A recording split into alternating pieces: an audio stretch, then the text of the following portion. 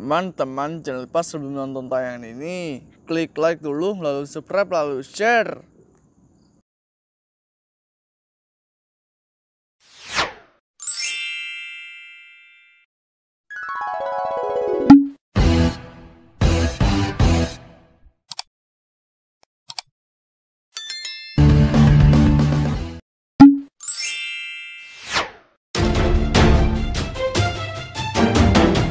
Satu nusa, satu bangsa, satu bahasa, Indonesia. Ikrar Sumpah Pemuda 28 Oktober 1928 adalah tonggak penting sejarah bangsa kita. Peristiwa ini jadi puncak pertama kebangkitan nasional yang menyatukan beragam perbedaan, mulai dari suku dan etnis, bahasa, seni, budaya, sampai agama. Semua bersatu dalam harmoni untuk kebangkitan sebagai satu bangsa untuk memperjuangkan kemerdekaan. Sumpah Pemuda menjadi pondasi yang kokoh dan kuat peran penting kaum muda yang kemudian berlanjut seturut peristiwa-peristiwa yang menggubah sejarah bangsa oleh generasi muda. Mereka yang mendobrak kemampatan, menggubah perubahan untuk kemajuan Indonesia.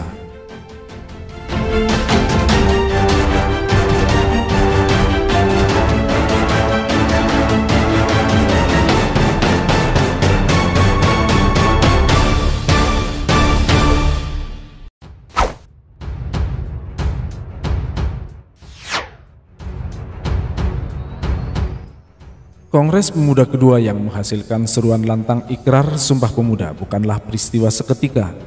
Kebangkitan nasional yang berhasil memecah kebekuan primordialisme Nusantara ini memiliki runutan panjang perjuangan melawan penjajahan.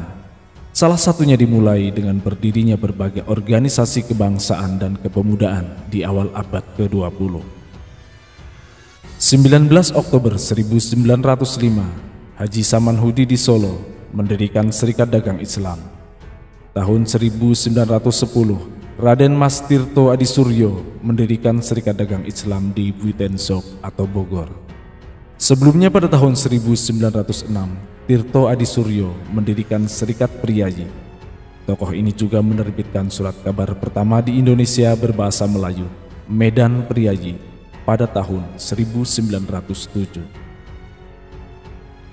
Di Surabaya, tahun 1912, Haji Umar Said Cokroaminoto mengikuti gerakan Haji Samanhudi. Di bawah kepemimpinan Hos Cokroaminoto, pada tahun 1912, Sarekat Dagang Islam berganti nama menjadi Sarekat Islam. Pada periode yang sama, Perkumpulan Budi Utomo dibentuk pada tanggal 20 Mei 1908 di Jakarta.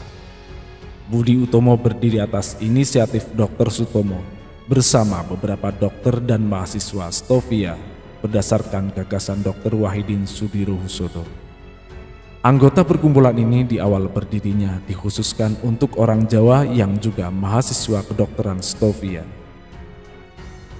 Perkumpulan Budi Utomo tercatat dalam sejarah sebagai organisasi pemuda pertama di Indonesia. Keberadaan Budi Utomo ini menggerakkan dan seiring sejalan dengan munculnya organisasi dan perkumpulan pemuda yang bersifat kedaerahan di awal abad 20.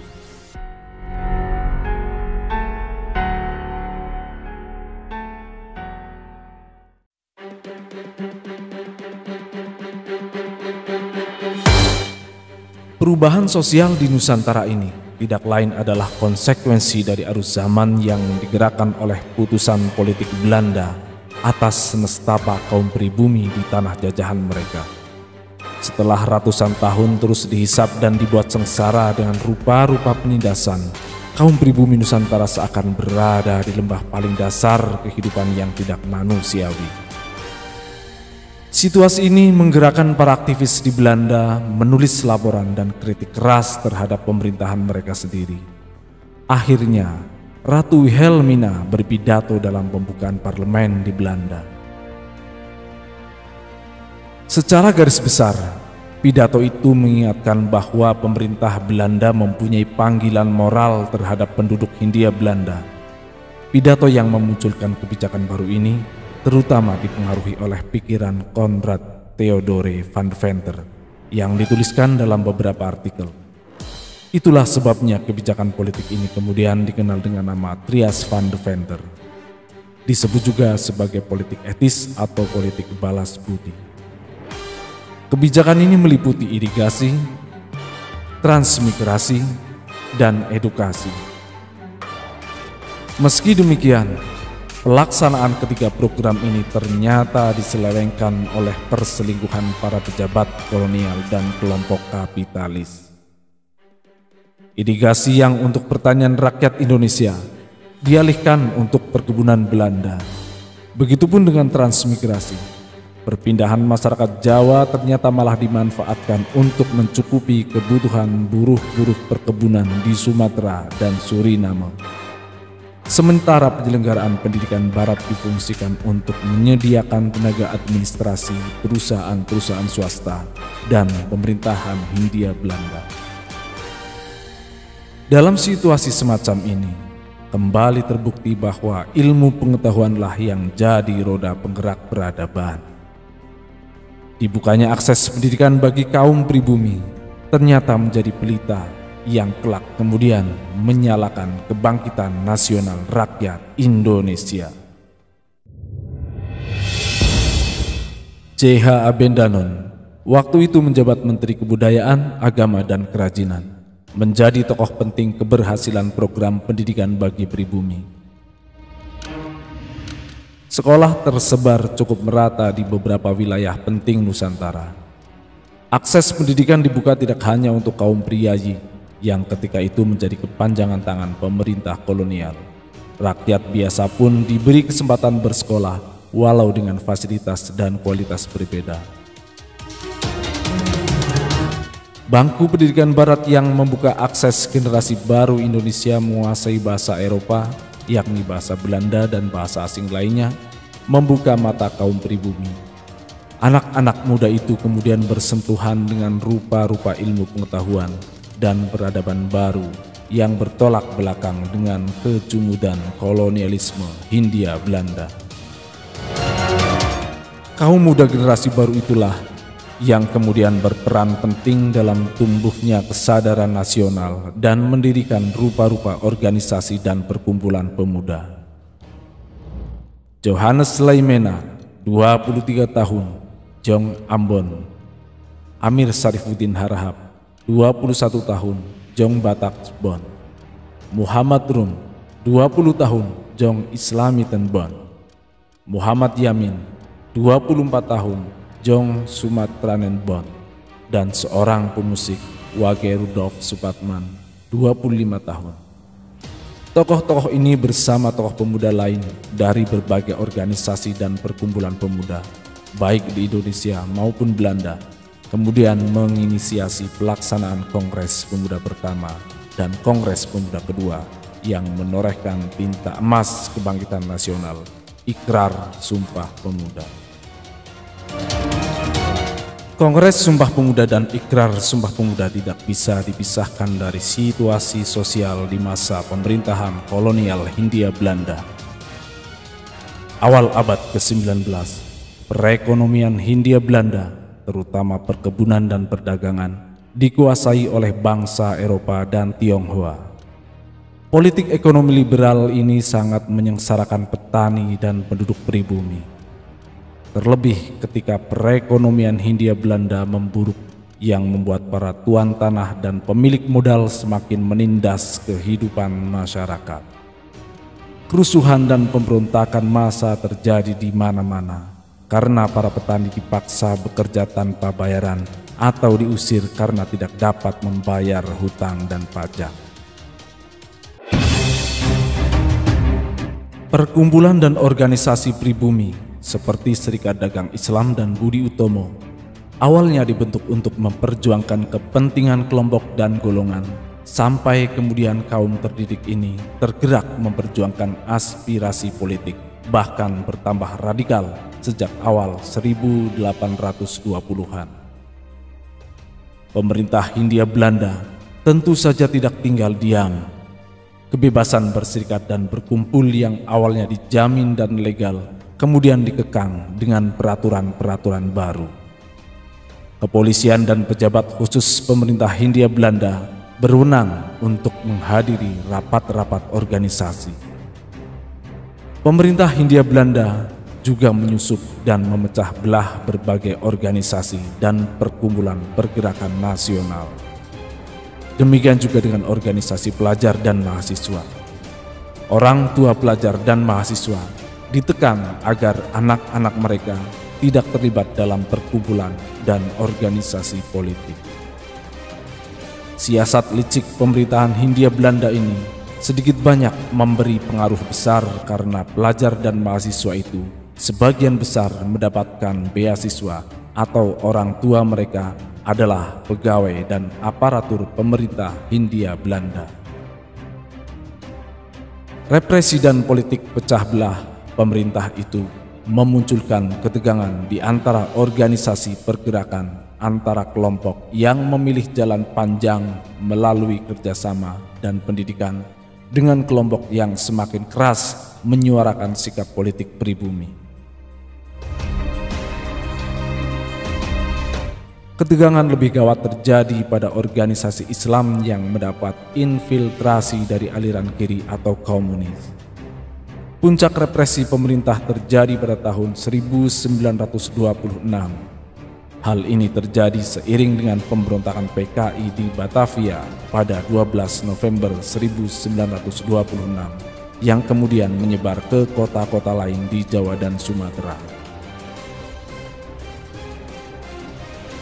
Pemberontakan ini sejak semula telah menimbulkan perpecahan, bahkan di kalangan internal PKI.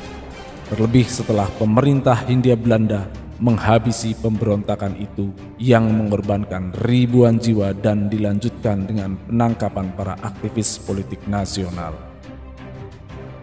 Pemerintah kolonial Hindia Belanda semakin ketat mengawasi perkumpulan dan organisasi pergerakan. Sementara para aktivis semakin menyadari bahwa persatuan dan kerjasama di antara seluruh elemen bangsa harus didahulukan untuk memperjuangkan nasib kaum pribumi. Perkumpulan dan organisasi pemuda mulai upaya untuk menjalin persatuan dan kesatuan melalui Kongres Pemuda Pertama. Kongres Pemuda pertama yang dilaksanakan di Batavia pada 30 April sampai 2 Mei 1926 sesungguhnya telah mengerucut pada satu rumusan resolusi Kongres. Resolusi itu gagal dimufakati karena belum adanya kebulatan pandangan tentang bahasa Melayu yang diusulkan Muhammad Yamin sebagai bahasa persatuan. Bahasa persatuan dan lagu kebangsaan adalah simbol penting nasionalisme bangsa yang sudah sejak lama jadi pemikiran para aktivis. Pemikiran ini tidak lain dipengaruhi oleh pendidikan Barat yang mengajarkan bahwa kemerdekaan satu bangsa tidak akan bisa dicapai selama bangsa Indonesia masih terpecah karena perbedaan aliran, suku maupun agama.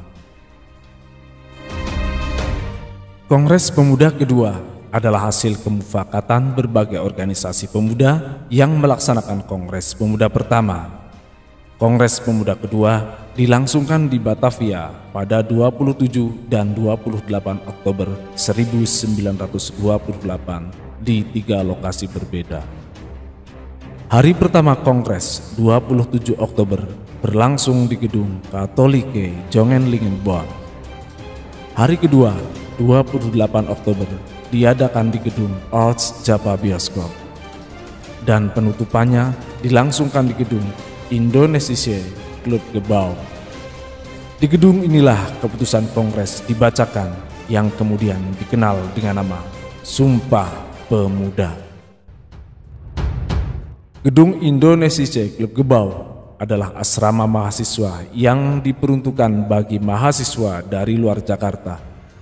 Di asrama ini pula para mahasiswa yang semuanya fasih berbahasa Belanda berkumpul, berdiskusi, berdebat, dan akhirnya berkongres. Kongres ini tentu saja tidak terselenggara dengan mudah. Rupa-rupa represi dan tekanan terus dilakukan, bahkan sejak jauh-jauh hari. Para orang tua, priayi, dan pejabat pemerintahan telah melarang anak-anak mereka terlibat dalam kegiatan politik. Pemerintah sendiri selalu melakukan pengawasan melekat dalam setiap kegiatan dan rapat. Aparat pemerintah ini berhak melarang dan bahkan menangkap aktivis yang dianggap merongrong pemerintahan Hindia Belanda. Beberapa kegiatan tambahan seperti pawai dan arak-arakan pelajar termasuk yang dilarang dalam Kongres Pemuda kedua ini. Sementara penyebutan dan kalimat merdeka tentu saja menjadi subversif yang paling tidak bisa diampuni. Meski demikian, anak-anak muda masa itu hidup dalam lingkungan pergerakan nasional yang tidak bisa dibendung lagi. Semua mereka bersiasat di bawah hukum kolonial yang terus menjegal, termasuk persoalan-persoalan di antara anak bangsa sendiri yang belum lagi bertekad bulat dan bersatu sebagai bangsa Indonesia. Kongres Pemuda kedua didasari hasil Kongres Pemuda pertama. Dalam Kongres Pemuda pertama dimaklumatkan bahwa bahasa persatuan adalah bahasa Melayu. Pada Kongres Pemuda kedua inilah terjadi perubahan besar, yaitu istilah bahasa Melayu diubah menjadi bahasa Indonesia. Muhammad Yamin yang semula bersikukuh menggunakan istilah bahasa Melayu menimbang ulang bahwa Kongres kedua ini harus menghasilkan resolusi yang penting. Maka dia kemudian merumuskan bahasa persatuan adalah bahasa Indonesia. Kongres Pemuda kedua pun ditutup dengan pembacaan hasil Kongres. Seluruh peserta yang berasal dari beragam suku dan golongan memulai awal baru bagi perjuangan bangsa. Mereka bertekad bulat dalam satu sumpah, bertumpah darah yang satu, tanah air Indonesia, berbangsa yang satu, bangsa Indonesia, dan menjunjung tinggi bahasa persatuan, bahasa Indonesia. Ikrar ini kemudian dikenal dengan nama Sumpah Pemuda. Selain itu, dalam penutupan Kongres Pemuda kedua ini pula, untuk pertama kalinya lagu kebangsaan Indonesia Raya berkumandang secara instrumentalia.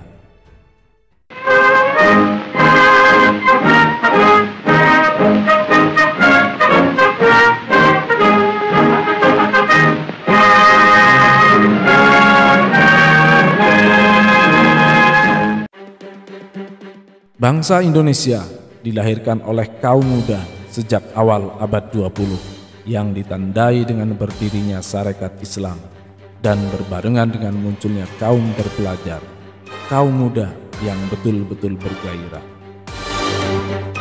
Berjuang untuk bangsa sudah tentu memiliki risiko yang besar, terlebih di masa penjajahan di bawah pemerintah kolonial Hindia Belanda. Penangkapan, penjara, dan pengasingan menjadi ancaman nyata. Soekarno 29 Desember hingga 31 Desember 1931 dipenjara di penjara Bancai dan Sukamiskin. Agustus 1933 diasingkan ke Ende Flores. Tahun 1938 sampai tahun 1942 diasingkan ke Bengkulu. Muhammad Hatta dan Sultan Syahrir pada awal 1935 dibuang ke Bovendigul, kemudian ke Banda Neira, dan banyak aktivis kemerdekaan lain yang mengalami hal serupa. Sejarah mencatat, kaum muda menjadi aktor utama dalam perjuangan bangsa melalui pertempuran bersenjata maupun diplomasi, perjuangan di jalan raya maupun organisasi. Di masa penjajahan maupun kemerdekaan, peristiwa-peristiwa besar negeri ini mengajarkan anak-anak muda itulah yang berjuang paling depan. Abai pada kepentingan pribadi, tidak peduli jabatan dan kursi. Pada mereka kita belajar, pada kaum muda itu bergantung masa lalu dan masa depan Indonesia. Halo semua, kembali lagi di channel Banting TV. Sejarah singkat Sumpah Pemuda. Bagi warga negara Indonesia, tanggal 28 Oktober pastinya menjadi hari yang bersejarah untuk rakyat Indonesia. Tanggal 28 Oktober adalah hari di mana dicetuskannya Sumpah Pemuda. Dalam Sumpah Pemuda memang dapat dilihat bahwa begitu luar biasanya perjuangan pahlawan Indonesia dalam membebaskan bangsa ini dan melawan para penjajah. Sebelum lanjut videonya, bagi kalian yang belum subscribe, klik dulu tombol subscribe di bawah video ini. Dan jangan lupa nyalakan tombol loncengnya, biar kalian gak ketinggalan informasi penting selanjutnya dari channel ini. Klik like dan share ke media sosial kalian juga, biar teman-teman kalian juga tahu apa yang kalian tahu. Peristiwa Sumpah Pemuda dilatar belakangi oleh munculnya dorongan untuk bersatu dalam diri pemuda Indonesia. Bagaimana tidak, sejak zaman dahulu bangsa kita terpecah belah akibat perbedaan suku, agama, dan ras. Pemuda menganggap keadaan tersebut membuat penjajah semakin mudah untuk melakukan politik adu domba, atau yang populer dikenal dengan nama politik divided impera. Perlawanan terhadap penjajah pun sangat sulit untuk dilakukan. Hal ini dikarenakan oleh perlawanan bangsa Indonesia yang kala itu lebih banyak bersifat fisik dan kedaerahan sehingga sangat mudah dipatahkan oleh penjajah. Para pemuda terpelajar menyadari kondisi ini dan mereka mulai berpikir untuk mengubah strategi perlawanan dari gerakan fisik menjadi gerakan politik. Maka bermuncullah beragam organisasi-organisasi kepemudaan di daerah. Beberapa di antaranya yang cukup terkenal adalah seperti berikut: Jong Java, Pemuda Jawa; Jong Sumatera, Bon, Pemuda Sumatera; Jong Minahasa, Pemuda Minahasa; Jong Celebes, Pemuda Sulawesi. Menyadari pentingnya persatuan, mereka menginginkan agar organisasi-organisasi yang bersifat kedaerahan itu melebur diri menjadi satu organisasi yang bersifat nasional untuk bersama-sama melawan penjajah. Sebab pengalaman mengajarkan bahwa organisasi bersifat kedaerahan sangat mudah dipatahkan oleh penjajah. Maka semua akhirnya bersepakat untuk melakukan Kongres Pemuda. Kongres itu dikerjakan untuk menyatukan organisasi-organisasi kepemudaan yang saat itu terpecah belah. Kongres Pemuda itu sendiri diselenggarakan di Jakarta dan terjadi sebanyak 2 kali, yakni Kongres Pemuda 1 berlangsung pada tanggal 30 April sampai 2 Mei 1926 dan Kongres Pemuda 2 berlangsung pada tanggal 27 sampai 28 Oktober 1928. Pada Kongres Pemuda 2 tersebut, mereka mengeluarkan sebuah ikrar yang dikenal dengan nama Sumpah Pemuda. Isi Sumpah Pemuda terkandung dalam putusan hasil Kongres Pemuda saat itu. Sumpah tersebut berintikan satu nusa, satu bangsa, dan satu bahasa, yaitu Indonesia. Berikut ini selengkapnya isi dari Sumpah Pemuda tersebut. Kami, putra dan putri Indonesia, mengaku bertumpah darah satu, tanah air Indonesia. Kami, putra dan putri Indonesia, mengaku berbangsa satu, bangsa Indonesia. Kami, putra dan putri Indonesia, menjunjung bahasa persatuan bahasa Indonesia. Ikrar Sumpah Pemuda menjadi tonggak perjuangan bangsa Indonesia secara nasional untuk bersama-sama melawan penjajah guna menjadi bangsa yang merdeka dan bebas dari segala bentuk penjajahan serta penindasan. Dalam peristiwa Sumpah Pemuda yang bersejarah tersebut diperdengarkan lagu kebangsaan Indonesia untuk yang pertama kalinya yang diciptakan oleh Wage Rudolf Supratman. Lagu Indonesia Raya dipublikasikan pertama kali pada tahun 1928 pada media cetak surat kabar Sinpo dengan mencantumkan teks yang menegaskan bahwa lagu itu adalah lagu kebangsaan. Lagu itu sempat dilarang oleh pemerintahan kolonial Hindia Belanda, tetapi para pemuda tetap selalu menyanyikannya. Jika kita ingin mengetahui lebih lanjut mengenai beberapa hal tentang Sumpah Pemuda, kita dapat mengunjungi Museum Sumpah Pemuda yang berada di Gedung Sekretariat PPI Jalan Keramat Raya, nomor 106, Jakarta Pusat. Museum ini memiliki koleksi utama seperti biola asli milik Wage Rudolf Supratman yang menciptakan lagu kebangsaan Indonesia Raya dan beberapa foto bersejarah peristiwa Sumpah Pemuda pada tanggal 28 Oktober 1928 yang menjadi tonggak sejarah pergerakan pemuda-pemudi Indonesia.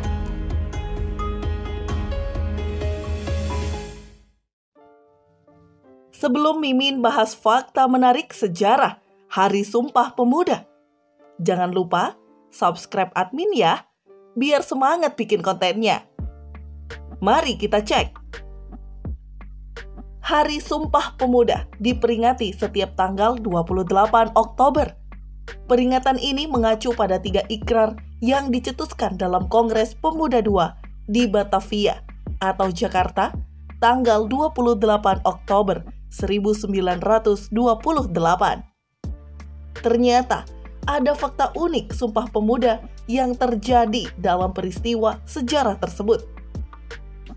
Kongres Pemuda II digelar dengan tujuan melahirkan cita-cita semua perkumpulan pemuda-pemuda Indonesia, membicarakan beberapa masalah pergerakan pemuda Indonesia, serta memperkuat kesadaran kebangsaan dan memperteguh persatuan Indonesia. Setelah melalui rangkaian kongres selama 2 hari, maka pada hari Minggu, tanggal 28 Oktober 1928, para peserta Kongres Pemuda II bersepakat merumuskan 3 janji yang kemudian disebut sebagai Sumpah Pemuda.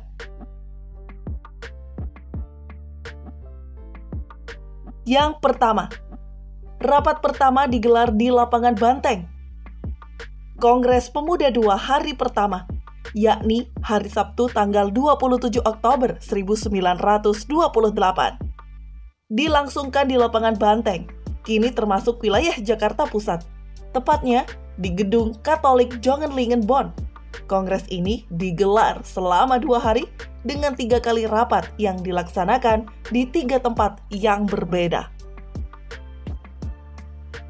Yang kedua, diikrarkan di rumah orang Tionghoa. Peranan anak-anak muda keturunan Tionghoa cukup besar dalam Kongres Pemuda II. Bahkan, gedung tempat dibacakannya Sumpah Pemuda merupakan asrama pelajar milik peranakan Cina bernama Sikong Liang. Gedung yang terletak di Jalan Keramat Raya 106, Jakarta Pusat, itu kini diabadikan sebagai Museum Sumpah Pemuda. Beberapa orang perwakilan pemuda peranakan Tionghoa hadir di Kongres Pemuda II dan turut berikrar mengucapkan Sumpah Pemuda. Beberapa di antaranya diketahui bernama Ui Kang Siang, John Lau Chon Huk, Chio Chin Kui, dan lainnya. Dan yang ketiga, peserta dari Indonesia Barat dan Indonesia Timur. Kongres Pemuda II di Batavia dihadiri oleh para perwakilan organisasi pemuda dari Indonesia bagian Barat sampai bagian Timur dari berbagai latar belakang. Ada Muhammad Yamin misalnya, yang datang dari tanah Minangkabau atau Sumatera Barat. Dari belahan timur Indonesia, ada Johannes Leimena, kelahiran Ambon, Maluku. Ada pula Raden Kaca Sungkana dari Madura, atau Cornelis Lefran Senduk mewakili organisasi pemuda Sulawesi. Bisa dibayangkan, dengan akses transportasi yang belum secanggih dan semudah sekarang ini, para pemuda dan pemudi itu harus menempuh perjalanan jauh dari daerah asal mereka ke Batavia demi mewujudkan persatuan generasi muda Indonesia. Yang keempat, lagu Indonesia Raya pertama kali dinyanyikan. Dalam Kongres Pemuda II di Batavia pada 28 Oktober 1928, untuk pertama kalinya lagu Indonesia Raya diperdengarkan di publik.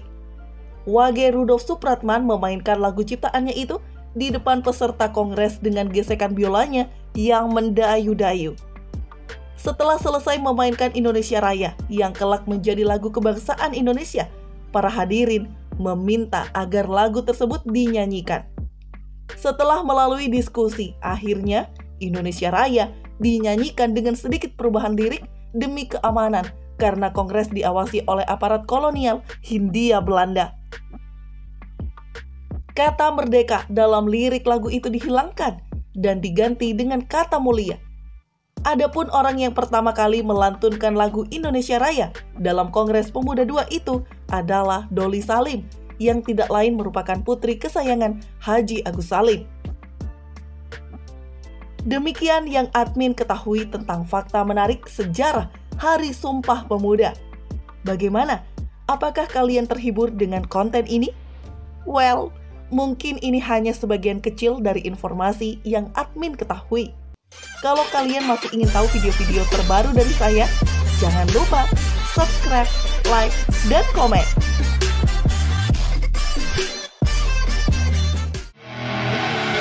I see her rolling up, Uber black Cadillac, high heel boots and a sexy body full of tats. Baby's bad, oh baby's hella bad. After her Apain dia? Santai aja. Ini kamar siapa? Saya. Ini kamar saya. Kamar saya. Sendirian tidurnya. Berani nggak? Good.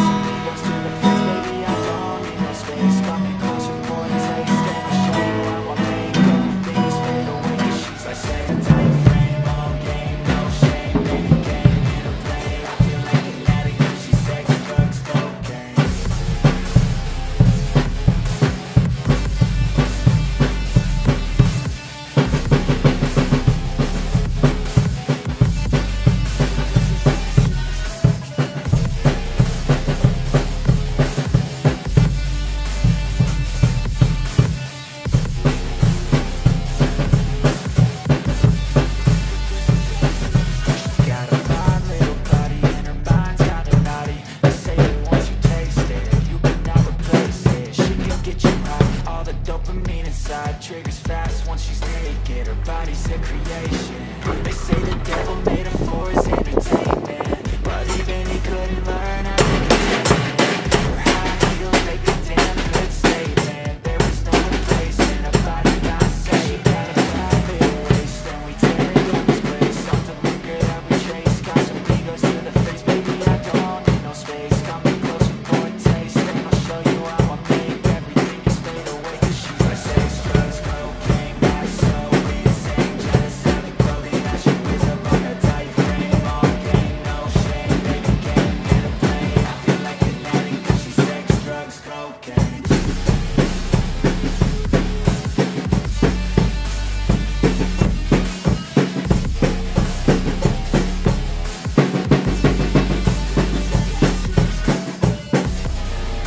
Teman-teman, jangan lupa berkomen, klik like, subscribe, dan share.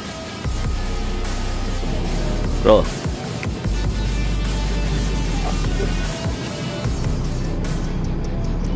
Teman-teman, jangan lupa berkomen, klik like, subscribe, and share.